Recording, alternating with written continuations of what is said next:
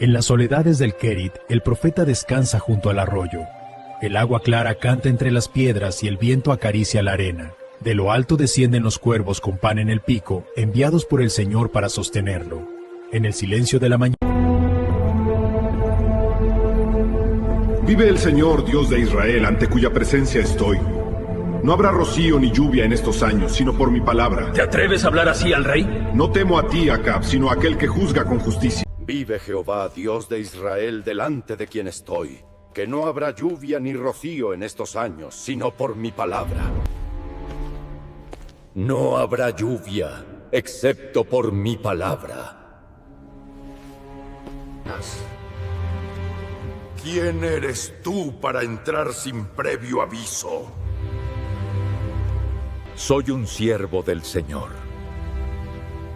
el Dios de Israel. Tu Dios está olvidado en esta tierra.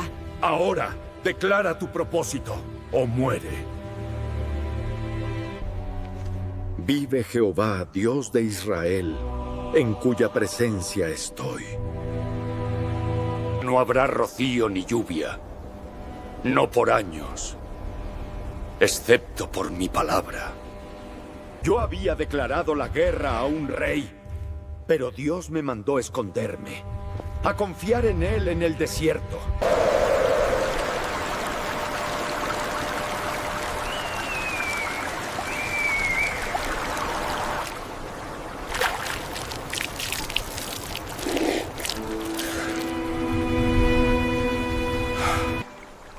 Mi solitaria vigilia acababa de empezar.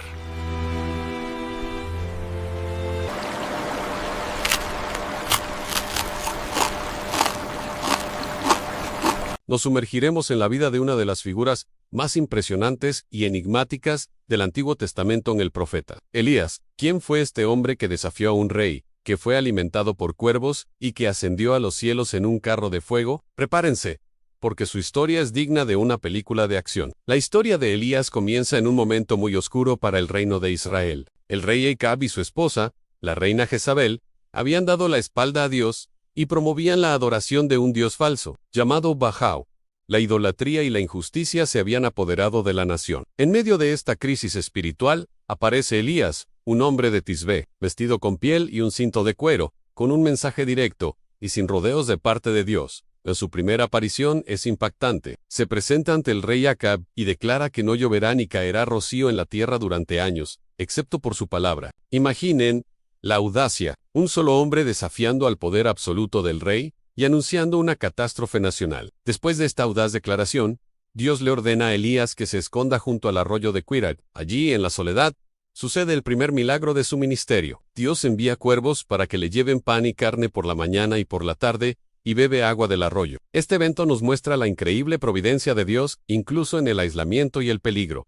Dios cuida de los suyos de las maneras más inesperadas. Pero la sequía que él mismo profetizó era tan severa que finalmente el arroyo se secó. Dios entonces lo envía a un lugar sorprendente, Sarepta, una ciudad en la región de Sidón, el mismísimo territorio de donde provenía la reina Jezebel. Allí, Dios le dice que una viuda lo sustentará. Al llegar encuentra a la viuda recogiendo leña, y ella le cuenta que solo le queda un puñado de harina y un poco de aceite para preparar una última comida para ella y su hijo antes de morir de hambre. La petición de Elías parece increíblemente egoísta. Le pide que primero le haga a él una pequeña torta y luego cocine para ella y su hijo. Pero junto con la petición, viene una promesa divina: la harina de la tinaja no escaseará, ni el aceite de la vasija disminuirá, hasta el día en que el Señor haga llover sobre la faz de la tierra. La viuda, en un acto de fe extraordinaria, obedece, y tal como Elías prometió, la harina y el aceite nunca se acabaron. Esta historia es un poderoso recordatorio de que la fe y la generosidad,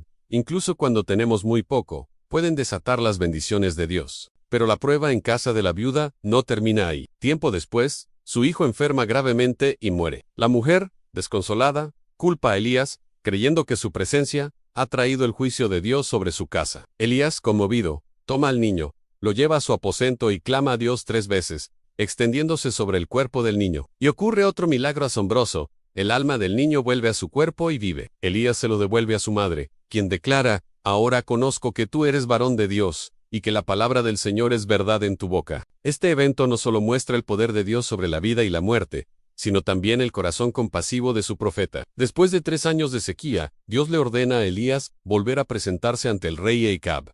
El encuentro es tenso. Acab lo acusa de ser el perturbador de Israel, pero Elías, con valentía, le devuelve la acusación, diciéndole que los verdaderos perturbadores son él y su familia por abandonar a Dios para seguir a Baal.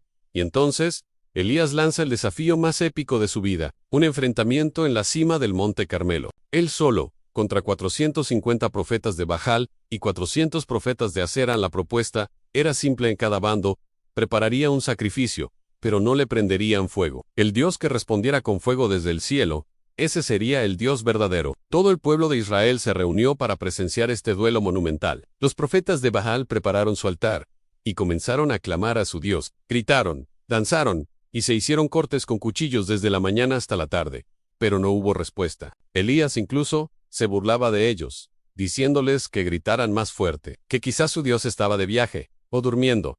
Cuando llegó su turno, Elías hizo algo muy simbólico. Reparó el altar del Señor que estaba en ruinas, usando 12 piedras, una por cada tribu de Israel. Luego, cavó una zanja alrededor y ordenó que vertieran agua sobre el sacrificio y la leña, no una, ni 2, sino 3 veces, hasta que todo quedó empapado y la zanja llena de agua. Quería que no hubiera duda alguna de que el milagro venía de Dios. Entonces, Elías hizo una oración sencilla pero poderosa. Le pidió a Dios que mostrara que Él era el Dios de Israel y que todo lo que había hecho era por su mandato, para que el pueblo volviera su corazón a Él. La respuesta fue instantánea y espectacular. Cayó fuego del cielo que consumió no solo el sacrificio, sino también la leña, las piedras, el polvo y hasta el agua que estaba en la zanja. Al ver esto, todo el pueblo cayó rostro en tierra y exclamó: «El Señor es el Dios. ¡El Señor es el Dios!». Fue una victoria total y contundente para el Dios de Israel. Inmediatamente después, Elías ordenó la ejecución de los profetas de Baal, purificando así la tierra de la idolatría. Luego subió de nuevo al monte a orar por lluvia, y después de enviar a su siervo a mirar hacia el mar 7 veces, una pequeña nube apareció, y pronto, una gran lluvia puso fin a la sequía. Uno pensaría que después de esta increíble victoria, Elías sería aclamado como un héroe, pero no fue así. Cuando la reina Jezebel se enteró de lo que había pasado, se enfureció y juró matarlo. Y aquí vemos el lado más humano del profeta. Este hombre que desafió a un rey y a 850 profetas falsos, que llamó fuego del cielo, ahora huye por su vida, aterrorizado por la amenaza de una mujer. Huye al desierto, se sienta debajo de un arbusto y, en una profunda depresión, le pide a Dios que le quite la vida. Es un momento de vulnerabilidad que nos recuerda que incluso los más grandes siervos de Dios pueden experimentar miedo, soledad y desesperación. Pero Dios no lo abandona en su angustia. Mientras duerme, un ángel lo toca y le da pan y agua, diciéndole que coma, porque el camino es largo. Fortalecido, Elías viaja durante 40 días y 40 noches hasta el monte Horeb, el monte de Dios. Allí, en una cueva, Dios le pregunta: «¿Qué haces aquí, Elías?». Él responde con su queja, sintiéndose solo y derrotado. Entonces, Dios le da una lección inolvidable. Le pide que salga y se ponga en el monte. Pasa un viento poderoso que rompe las rocas, luego un terremoto, y después, un fuego. Pero Dios no estaba en ninguno de ellos. Después del fuego, vino un silbo apacible y delicado, un susurro. Y en ese susurro, estaba Dios en Elías. Aprendió que el poder de Dios no siempre se manifiesta en grandes demostraciones, sino también en la quietud y la intimidad. Dios lo consuela. Le revela que no está solo, que hay 7,000 personas en Israel que no se han arrodillado ante Baal, y le da nuevas misiones, incluyendo ungir a su sucesor, Eliseo. La vida de Elías culmina de una manera tan extraordinaria como la vivió, mientras caminaba con su discípulo Eliseo. Sabiendo que su tiempo en la tierra estaba llegando a su fin, Elías le pregunta qué quiere que haga por él. Eliseo le pide una doble porción de su espíritu. Elías le dice que si lo ve cuando sea quitado de él, se le concederá. Y mientras seguían hablando, de repente, apareció un carro de fuego con caballos de fuego que lo separó, y Elías subió al cielo en un torbellino. No experimentó la muerte, sino que fue llevado directamente a la presencia de Dios, a un final espectacular, para un profeta espectacular. La figura de Elías trasciende el Antiguo Testamento. En el Nuevo Testamento se le menciona junto a Moisés durante la transfiguración de Jesús, representando a todos los profetas. Su vida es un testimonio de fe audaz, poder divino, y también de la fragilidad humana. Nos enseña que Dios puede usarnos poderosamente a pesar de nuestros miedos y debilidades, y que su cuidado y su voz suave siempre están ahí para guiarnos incluso en nuestros momentos más oscuros. Espero que hayan disfrutado este recorrido por la increíble vida del profeta Elías en su historia sigue, inspirándonos a vivir con valentía y a confiar en un Dios que hace lo imposible. Gracias por acompañarnos y hasta la próxima.